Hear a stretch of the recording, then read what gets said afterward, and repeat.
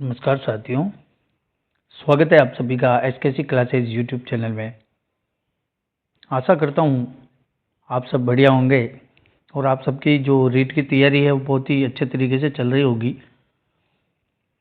कभी कुछ दिन पहले 2-3 दिन बीच में क्लास डिस्टर्ब रही, माफ़ी चाहते हैं। अभी मैंने प्री टेस्ट सीरीज के अंतर्गत एक 5वें नंबर की टेस्ट जो था उसका सॉल्यूशन, बहुत कमेंट्स आ रहे थे कि उसका सॉल्यूशन करवाइए, तो उसका सॉल्यूशन लाइव सॉल्यूशन करवा रहा हूँ मैं आपको। और बहुत सारे स्टूडेंट्स ने जो अपनी टेस्ट सीरीज ली है उनका काफ़ी अच्छा परफॉर्मेंस भी रह रहा है। धीरे धीरे उनके जो हैं टेस्ट में वो कुछ अच्छा कर रहे हैं। और जो स्टूडेंट्स 30 क्वेश्चन में टेस्ट में देता हूँ 30 और 30 क्वेश्चंस का 30 मिनट समय देता हूँ, उसमें से जो स्टूडेंट लगभग 20 से 25 मिनट यदि उस टेस्ट को करने में दे रहा है, उसके मतलब एवरेज स्कोर से ऊपर ही नंबर आ रहे हैं। यानी कि साइकोलॉजी है ये, कहीं ना कहीं आपके समझ के ऊपर डिपेंड करती है कि आप इसको किस प्रकार से समझते हो। क्योंकि डायरेक्ट इसमें क्वेश्चन को पढ़ के डायरेक्टली आंसर अगर आप दे रहे हो बिना समझ के, तो इसमें गलत होने के सबसे अधिक चांसेस होते हैं। क्योंकि इसके अंदर जो सभी ऑप्शंस होते हैं ना, वो सारे ऑप्शंस कहीं ना कहीं रिलेटेड होते हैं आपस में, और अपन उस चीज़ को समझ नहीं पाते हैं। 30 मिनट का टेस्ट है, 5 मिनट में दे रहे हो, 5 मिनट में 30 क्वेश्चन करना कोई छोटी बात नहीं होती है, और आप कर रहे हो तो 30 में से ऑब्वियसली बात है 15 तो वैसे ही गलत है, आपके बिना कुछ कहे गलत हो जाएंगे। इसलिए साइकोलॉजी को करने से पूर्व आप प्रत्येक क्वेश्चन को समझ करके उसका उत्तर दें। जिन स्टूडेंट्स ने अभी तक हमारा टेस्ट सीरीज नहीं ज्वाइन किया है, तो मैं अभी भी कह रहा हूँ कि आप जाइए, मेरे नंबर्स पे मैसेज कीजिए, आपको टेस्ट सीरीज मिल जाएगा। और अपने एप्लीकेशन का जो है वो भी काम चल रहा है, लगभग 15 दिन के आसपास उसका काम हो जाएगा, और बाद में जो टेस्ट है उस एप्लीकेशन के माध्यम से आपको दे दिए जाएंगे।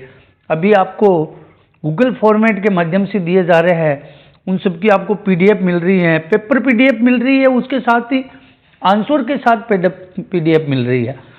यानी कि वो पेपर आप संभाल के रखो। आपके कम से कम मैं कह रहा हूँ 50 पेपर करवाने की गारंटी, 50 पेपर करवाऊंगा, उन सबको संभाल के रखो आप। 50 पेपर्स के अंदर कितने क्वेश्चंस होते हैं? देखिए 1500 क्वेश्चंस होंगे, 50 पेपर के 1500 क्वेश्चंस, और आपके उसके अंदर टीचिंग मेथड के कम से कम 500 क्वेश्चन रहेंगे। तो कहीं ना कहीं टीचिंग मेथड्स के अंदर बहुत बड़ा रोल रहेगा, निभाएगा। इसलिए जल्दी जाइए, टेस्ट सीरीज ज्वाइन कीजिए। एक बार नंबर वापस बता देता हूँ मैं, 9351794037। इस नंबर पर आप व्हाट्सएप मैसेज कीजिएगा, कॉल करने की कोई ज़रूरत नहीं है। प्रत्येक व्यक्ति का कॉल अटेंड नहीं किया जा सकता है, इसलिए आप व्हाट्सएप पे मैसेज कीजिए, आपकी बात हो जाएगी। जो भी वहाँ पे दिशा निर्देश मिलते हैं उसके अनुरूप आप टेस्ट सीरीज ज्वाइन कर सकते हो, ठीक है? कोई इश्यू नहीं रहेगा, और इसके अंदर कोई फ्रॉडिंग नहीं है। आप अपने दिमाग में गलत वर्ड ना लाए। देखते हैं सॉल्यूशन। पहला क्वेश्चन जो है, कौन सी विशेषता मानसिक विकास की ठोस सक्रिय अवस्था नहीं है? तो ये देखिए, यहाँ पे अपन अगर यदि सोचते हैं कि मानसिक विकास की ठोस सक्रिय अवस्था है, अगर होता तो यहाँ डायरेक्टली आंसर आ जाता, लेकिन नहीं है, तो कुछ यहाँ समझना पड़ेगा। मानसिक विकास की ठोस सक्रिय अवस्था नहीं है, ठीक है? देखिए, वस्तुनिष्ठता, तर्कता, वर्गीकरण और संप्रत्यय रचना। संप्रत्यय रचना कहीं न कहीं मानसिक क्रियाओं से संबंधित होता है। वर्गीकरण करना मानसिक क्रिया से है। तर्क भी मानसिक क्रिया से होते हैं। वस्तुनिष्ठता मानसिक क्रिया के बिना भी हो सकती है। आपके सामने 1 2 3 4 ऑप्शंस है, चारों में से आपको एक सही करना है। आपको उसका आंसर नहीं आया, आपने 4 ऑप्शन राइट कर दिया, तो इसमें आपकी मानसिक क्रिया का कोई रोल नहीं रहेगा, ठीक है? इसके अंदर तुक्का लगा के भी आप कर सकते हो। बोलते ना अपन राठौड़ी भाषा में तुक्का, तो तुक्का लगा के कर सकते हो। तो तुक्का नहीं लगाना है, समझना है। मानसिक विकास ठोस सक्रिय अवस्था नहीं है तो आंसर हो जाएगा वस्तुनिष्ठता। देखिए इसके अंदर शायद टिक लगे हुए हैं तो कोई बात नहीं, क्वेश्चंस को समझो आप अच्छे से। पियाजे के अनुसार केवल गामक क्रियाओं द्वारा अभिव्यक्ति किस अवस्था में देखी जा सकती है? क्वेश्चन में आंसर आ रहा है केवल गामक। केवल गामक क्रियाएं केवल इंद्रिय जनित गामक अवस्था में होता है, ठीक है, केवल शेषो अवस्था में होता है, ठीक है, केवल गामक अवस्था के अंदर ही गामक क्रियाएं होती है, ठीक है, ये इसका सटीक आंसर हो जाएगा। अगला क्वेश्चन है कि भारतीय संविधान में कौन से संशोधन द्वारा शिक्षा का अधिकार सम्मिलित किया गया? कौन सा संशोधन हुआ था? तो 86वें संविधान संशोधन। क्या होगा इसमें?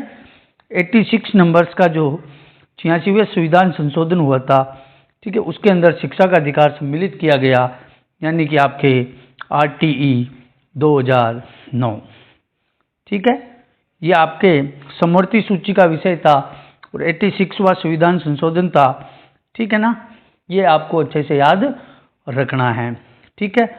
नेक्स्ट क्वेश्चन है अवचेतना से प्रयुक्त व्यूह रचना जो अहम को दुश्चिंता से बचाती है उसे क्या कहते हैं? फ्राइड का मनोविश्लेषणात्मक सिद्धांत सबने पढ़ा होगा। एक बार फिर से बता रहा हूं कि जो फ्राइड का जो सिद्धांत है उस सिद्धांत को अच्छे से पढ़ लेना, वहां से आपके 1-2 क्वेश्चंस पुटअप हो जाएंगे, ठीक है। तो अहम को दुश्चिंता से बचाती है तो उसे अपन रक्षात्मक युक्तियां नाम देते हैं। रक्षात्मक युक्तियां वो अहम को दुश्चिंता से बचाती है, ठीक है। अधिगम के संबंध में उपयुक्त नहीं है। अधिगम के संबंध की बात हो रही है, नहीं बताना है। अधिगम पर परिपक्वता का प्रभाव नहीं पड़ता है। देखिए शब्द को देखिए, परिपक्वता का प्रभाव नहीं पड़ता है क्या? अधिगम पर परिपक्वता का प्रभाव पड़ता है। ये कथन यहाँ पे गलत हो जाएगा, ये गलत हो जाएगा। अभिप्रेरणा से अधिगम में वृद्धि होती है, सही है। समस्या समाधान अधिगम का उच्चतम स्तर है, बिल्कुल राइट बात है। और अधिगम व्यवहारगत परिवर्तन है, ये भी राइट है। तो यहाँ गलत की बात हो रही है तो 1 नंबर ऑप्शन जो है यहाँ पे गलत आंसर हो जाएगा, ठीक है दोस्तों।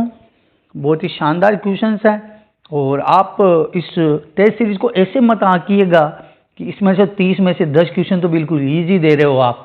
देखिए कठिन क्वेश्चन बनाना आपके लिए, क्या कहता हूं मैं, क्या कहना चाहता हूं कि यदि कठिन ही क्वेश्चन बनाऊंगा मैं, 30 ही क्वेश्चन आपको कठिन बनाऊंगा तो कल एग्जाम में सभी क्वेश्चन कठिन नहीं आते हैं। एग्जाम में सारे क्वेश्चंस कठिन नहीं आते हैं। 10 क्वेश्चंस बिल्कुल हल्के होते हैं जिसका ऊपर से डायरेक्ट आंसर आ जाता है। फिर 10 क्वेश्चन मध्यम होते हैं जिसका कहीं ना कहीं जिसकी अच्छी तैयारी है वो कर पाता है। फिर पीछे वाले 10 क्वेश्चंस है जो जिसकी अच्छी तैयारी है वही कर पाएगा, बाकी आप तुक्के से उसको सही नहीं कर सकते हो। तो यदि आप इस टेस्ट के अंदर 30 में से यदि आप 15 नंबर 14 नंबर पर पहुंच रहे हो तो मैं कह देता हूं कि आपकी तैयारी अच्छी नहीं है। आपकी तैयारी अच्छी नहीं है, आपको और तैयारी करने की जरूरत है, ठीक है ना। क्यों? क्योंकि 10 क्वेश्चन तो बिल्कुल इजी आ रहे हैं ना। 10 क्वेश्चन तो सबके सही होने वाले हैं, 10 क्वेश्चन सबके सही होने वाले हैं। तो आपको क्या है कि तैयारी करनी पड़ेगी। मैंने वीडियो बना रखा है कि साइकोलॉजी में क्या पढ़ना है, उसको जाओ आप देखो, वहां से कौन से बिंदु पे अपने को फोकस करना है और मैं पूरे ब्लूप्रिंट को फॉलो करके आपके पेपर बनाते हैं, ठीक है। तो निश्चिंत होकर आप टेस्ट सीरीज दीजिए, क्वेश्चन यहीं से पुटअप होंगे, ठीक है। ये क्वेश्चन हो गया था 5वां, इसमें 1 नंबर ऑप्शन हो जाएगा। अगला क्वेश्चन है कौन सी एक कोहलबर्ग द्वारा नैतिक विकास सिद्धांत की अवस्था नहीं है? तो कोहलबर्ग ने पूर्व परंपरागत, पश्च परंपरागत और परंपरागत तीनों अवस्थाएं बताई थी, लेकिन गैर परंपरागत वाली कोई भी अवस्था नहीं बताई थी। यहाँ आंसर 1 नंबर ऑप्शन रहेगा, ठीक है दोस्तों। अगले क्वेश्चंस की बात करते हैं। नेक्स्ट क्वेश्चन कहता है कि खुद की विचार प्रक्रिया पर सजगता और समझ, क्या उसे क्या बोला जाएगा? खुद के विचारों पर प्रक्रिया जो है वहां पे अपने को सजग और समझता से खुद के विचार प्रकट होते हैं, तो वो जो स्व समझ नहीं होगा, अंतरा समझ भी नहीं होगा, स्व संगठन, यहाँ मेटाकॉग्निशन इसको बोला जाएगा। मेटाकॉग्निशन। ठीक है, 3 नंबर ऑप्शन राइट रहेगा। अगला क्वेश्चन की बात करते हैं, क्रियात्मक अनुसंधान का प्रमुख उद्देश्य क्या है। देखिए, क्रियात्मक अनुसंधान में क्रियात्मक अनुसंधान से डेली एक क्वेश्चन क्यों आ रहा है, क्योंकि क्रियात्मक अनुसंधान से क्वेश्चन आएगा, एक क्वेश्चन आएगा, वो सिंपल तरीके से आएगा, उसको अच्छे से करना है। देखिए, रूपांतरकारी ही क्रियात्मक अनुसंधान का प्रमुख उद्देश्य रूपांतरकारी होता है। ठीक है, ये एक तरह से क्विक एक्शंस है, फास्ट रिसर्च है, मतलब कि समस्या का तत्काल समाधान करना। क्रियात्मक अनुसंधान क्या कहता है कि समस्या का तत्काल समाधान करना ही क्रियात्मक अनुसंधान है। ठीक है, यानी कि यहां पर जो इसका मुख्य गुण है रूपांतरकारी है। नेक्स्ट क्वेश्चन देखिए, बाल अपराध का मनोवैज्ञानिक कारण है। मनोवैज्ञानिक कारण अवरुद्ध इच्छा, युद्ध, गुणसूत्र और यौनांगों का तीव्र विकास। तो यहां पे बाल अपराध का मनोवैज्ञानिक कारण अवरुद्ध इच्छा आंसर होगा, अवरुद्ध इच्छा। ठीक है, देखिए अगला क्वेश्चन, भावनात्मक बुद्धि का प्रमुख प्रसंग है। भावनात्मक बुद्धि, अपने भावों को व्यवस्थित करना, अपने स्वयं की भावना को जानना, दूसरे की भावनाओं का, यहां सभी भावनात्मक बुद्धि का प्रमुख प्रसंग है। देखिए 11वां क्वेश्चन है, स्वभाव में व्यक्तिगत विभिन्नताएं आधारभूत रूप से होती हैं। स्वभाव में व्यक्तिगत विभिन्नताएं कैसी होती है। देखिए, व्यक्तिगत विभिन्नताएं जो आधारभूत रूप से होती है वो जन्मजात होती है। कैसी होती है, जन्मजात। ठीक है, क्या आंसर रहेगा यहाँ पे, जन्मजात यहाँ पर जो है आपका आंसर रहेगा। ठीक है, नेक्स्ट क्वेश्चन देखिए, अगला क्वेश्चन है, जिस प्रक्रिया में व्यक्ति दूसरों को देखकर सीखता है न कि प्रत्यक्ष अनुभव से, तो दूसरों को देखकर सीखना कौन सा अधिगम होता है, इसको अपन सामाजिक अधिगम बोला जाता है। दूसरों को देख करके सीखना, अनुकरण से सीखना। ठीक है ना, दूसरों के व्यवहार को अपने व्यवहार में शामिल करेंगे, दूसरों को देख के ही तो करेंगे, तो वो सामाजिक अधिगम इसका आंसर हो जाएगा। नेक्स्ट क्वेश्चन है, नेक्स्ट क्वेश्चन कहता है, क्रिया प्रसूत मुख्यतः किसकी भूमिका पर बल देता है। क्रिया प्रसूत अधिगम जो सिद्धांत है स्किनर ने दिया था, बहुत ही इंपॉर्टेंट सिद्धांत है। यहाँ स्किनर ने सबसे ज्यादा अभ्यास पर बल दिया था। ठीक है, अभ्यास पर, और एक बल दिया था पुनर्बलन पर। ठीक है, तो इन दोनों शब्दों को अच्छे से याद रखना, अभ्यास और पुनर्बलन। तो यहाँ किसकी भूमिका पर बल देता है, तो राइट आंसर यहाँ आपके पुनर्बलन हो जाएगा। ठीक है दोस्तों, ये इसका करेक्ट आंसर रहेगा। अगले क्वेश्चन की बात करें, रुचि क्या है। देखिए, रुचि कौन से पक्ष में होती है, इस चीज को आप गहराई से समझना। क्या रुचि हमेशा ज्ञानात्मक होती है, क्या भावात्मक होती है, या क्रियात्मक होती है, या उपयुक्त सभी होती है। रुचि हमेशा क्रियात्मक होती है। रुचि कभी ज्ञानात्मक नहीं होती, कभी भावात्मक नहीं होती, रुचि हमेशा क्रियात्मक होती है। इसका राइट आंसर क्रियात्मक हो जाएगा। ठीक है, नेक्स्ट क्वेश्चन देखिए, अगला क्वेश्चन है आपके कि नेहा सीखने एवं पढ़ने की शक्ति से, सीखने एवं पढ़ने की शक्ति से बिल्कुल परे हो गई है, वह किस अधिगम अक्षमता से पीड़ित है। किस अधिगम अक्षमता से पीड़ित है। सीखने और पढ़ने दोनों की शक्ति से बिल्कुल परे हो गई है। ठीक है ना, सीख भी नहीं पाती है, पढ़ भी नहीं पाती है, तो उस चीज को अपन जो क्या बोलेंगे, अलेक्सिया। क्या बोला जाएगा, अलेक्सिया इसका आंसर रहेगा। ठीक है ना दोस्तों, अलेक्सिया। देखिए अगला क्वेश्चन है, समायोजन की प्रक्रिया में कौन सा लक्षण पाया जाता है। समायोजन जिसे क्या बोला जाता है, एडजस्टमेंट। ठीक है, एडजस्टमेंट का बहुत ही बड़ा रोल होता है अधिगम में, विकास में। ठीक है, समायोजन तंत्र की रक्षात्मक युक्तियों के बारे में पढ़ा होगा, तो उससे पहले अपने को समायोजन को पढ़ना बहुत जरूरी है। तो समायोजन टॉपिक पर आप एक बार फोकस करके पढ़े अच्छे से। तो प्रक्रिया में कौन सा लक्षण पाया जाता है, संयोगात्मक अस्थिरता, कुंठा और साहस, तनाव और साहसी एवं समस्या समाधान युक्त व्यवहार। एक समायोजन की प्रक्रिया में होता है साहसी और समस्या समाधान युक्त व्यवहार। डी ऑप्शन यहाँ सही आंसर रहेगा। ठीक है ना दोस्तों, नेक्स्ट क्वेश्चन रहेगा कि अभिप्रेरणा के संदर्भ में भूख क्या है।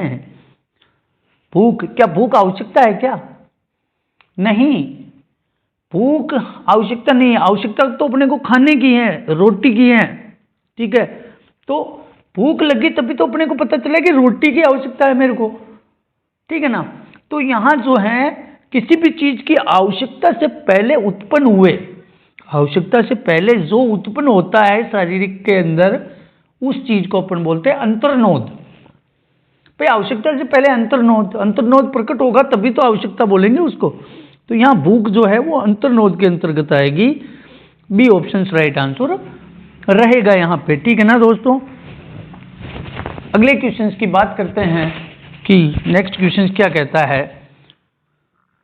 अगला क्वेश्चन है, अपने आप को यह समझना कि मैं अपने पड़ोसी से ज्यादा भाग्यशाली हूं किस प्रकार की रक्षात्मक युक्ति है।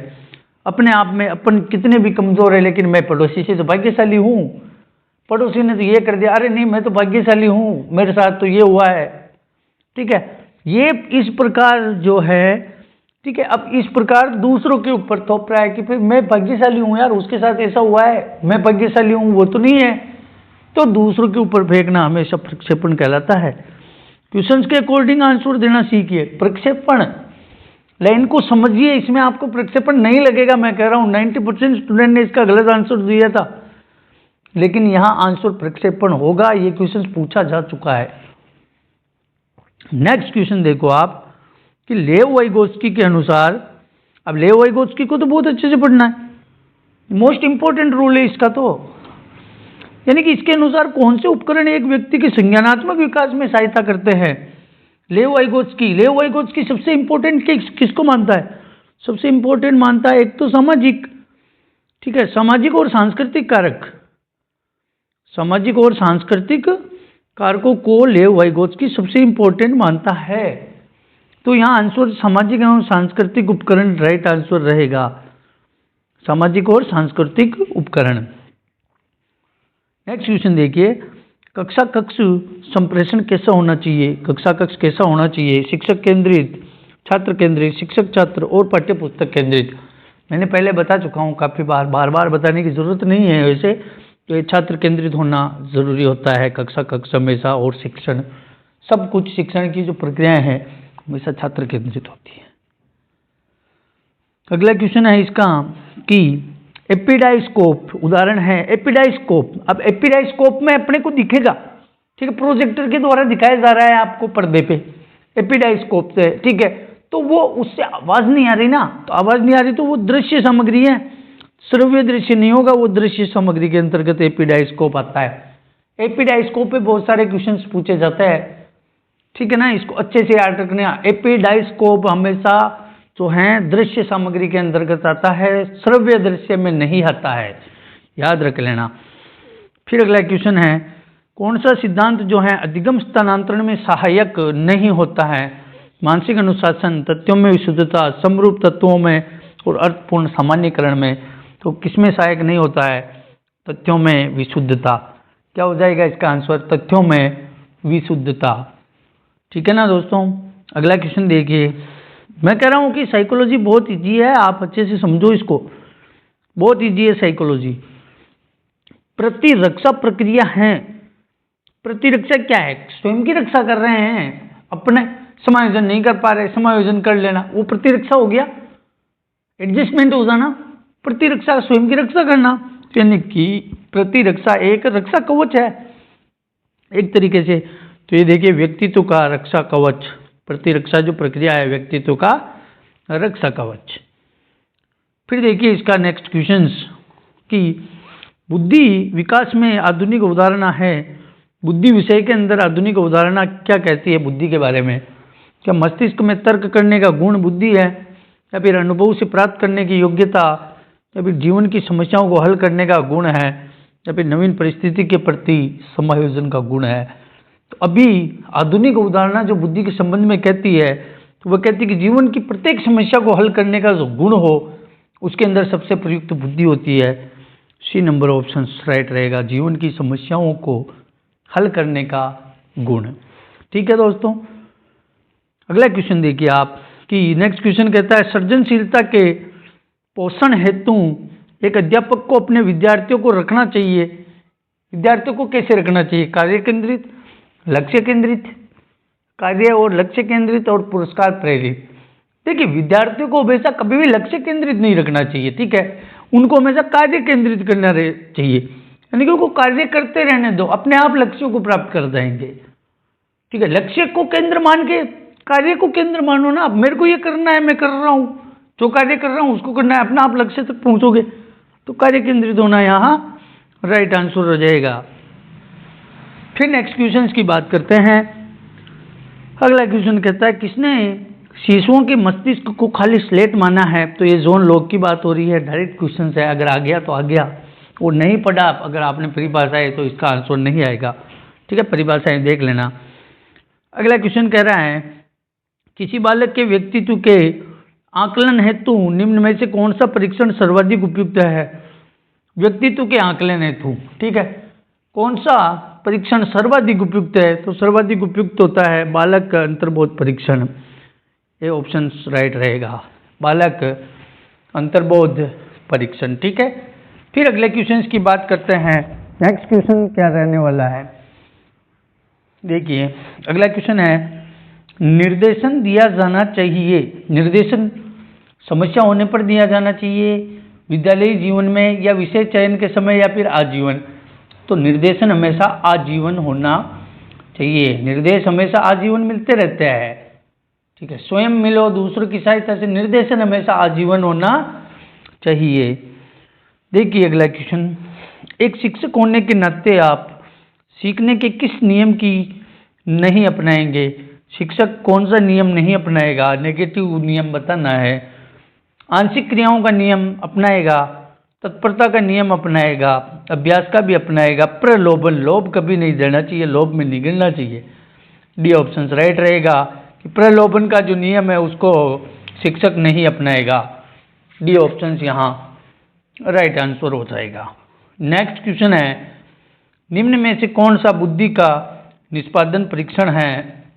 बुद्धि का निष्पादन परीक्षण मैं करवा चुका हूँ, पाटिया बैटरी परीक्षण, क्या हो जाएगा? पाटिया बैटरी परीक्षण, ठीक है, इसमें यह आंसर सही हो जाएगा।